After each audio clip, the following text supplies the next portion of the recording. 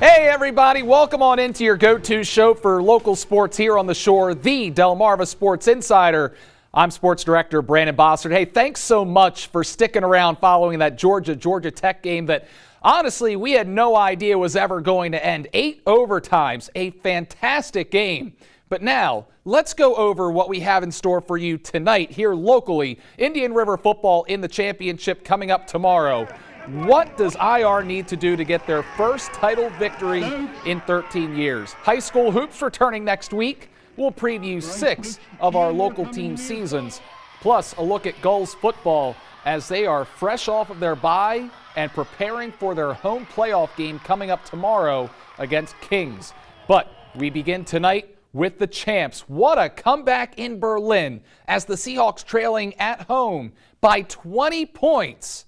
But the Seahawks showing the heart of champions tonight as they earned a return trip to the 2A title game. And without further ado, let's now show you those highlights as Decatur looking to advance to the championship. Things didn't start well. Westlake with the ball. William Drakeford handing off. Devin Cox. He'll run it into the end zone. Kick was good. And that would mean a 7-0 Westlake lead. And things getting worse here for Decatur. Westlake with the ball again. Drakeford with the deep pass is found by Caleb Phillips. Even with the tight coverage, he reels it in. He's gone. Another touchdown for the Wolverines. Westlake going for the extra point here. But this time, Decatur with the block on the point after. That would be huge. Still, lead was extended 13-0. All right, Drakeford handing off now to Cox again. Finds a hole. He's gone. They continue to add to their lead, and things were not looking good at this point. It was 20-0 at halftime, or I should say in the third quarter, but here comes Johnny Hobgood knocking on the door, passes the ball deep, finding Zachary Baker. Seahawks scoring late in the third quarter, just seconds to go. Point after would be good. Decatur finally gets on the board, and that makes it 20-7. Nathan Tapley now with the ball at quarterback, running it in, gets over the line, using that Wildcat formation. Extra point was up and good, so Decatur now trails 20-14, a touchdown plus an extra point, and they would win this football game.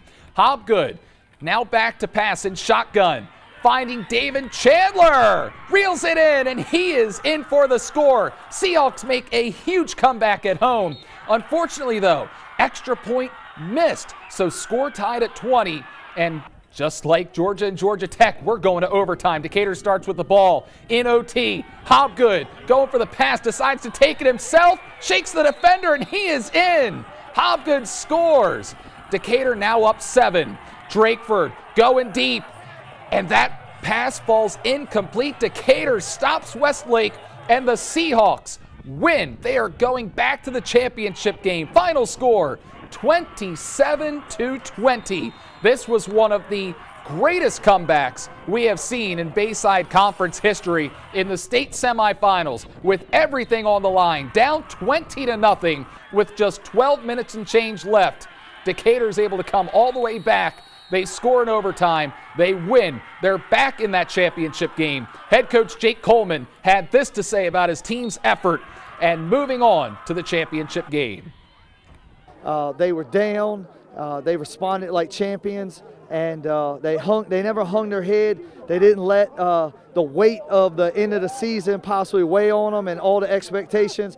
They just grinded, and I'm not surprised from this group at all. And we just got to focus on getting better every single day. And, if we keep our mindset there, we'll give ourselves a shot.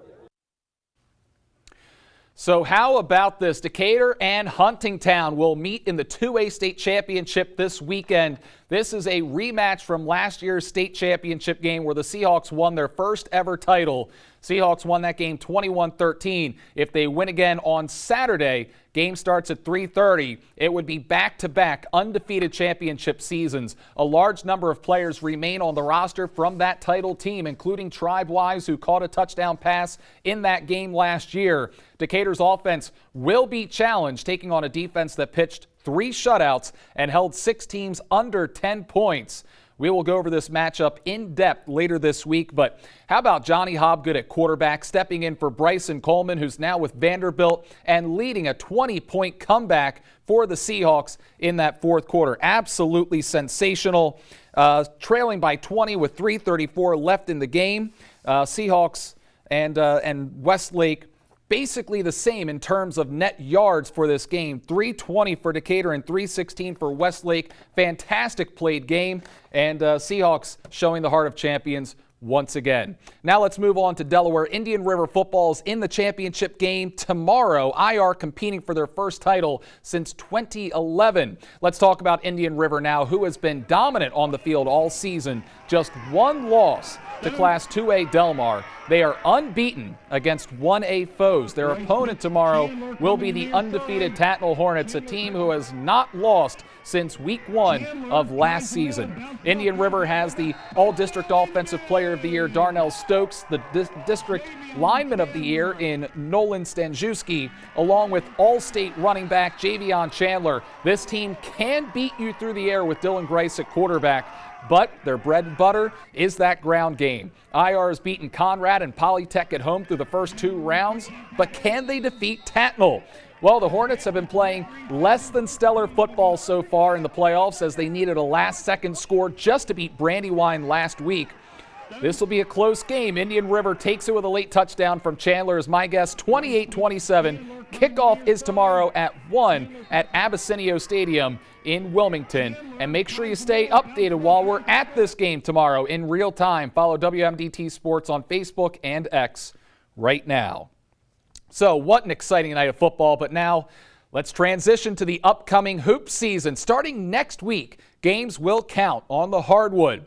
We're going to go over a few teams now, beginning with a squad who thinks that they will be the Henlopen South champions, the Laurel Bulldogs. Laurel has a strong group of seniors on the floor, led by Brock Hill at guard and Keyshawn Copes as well.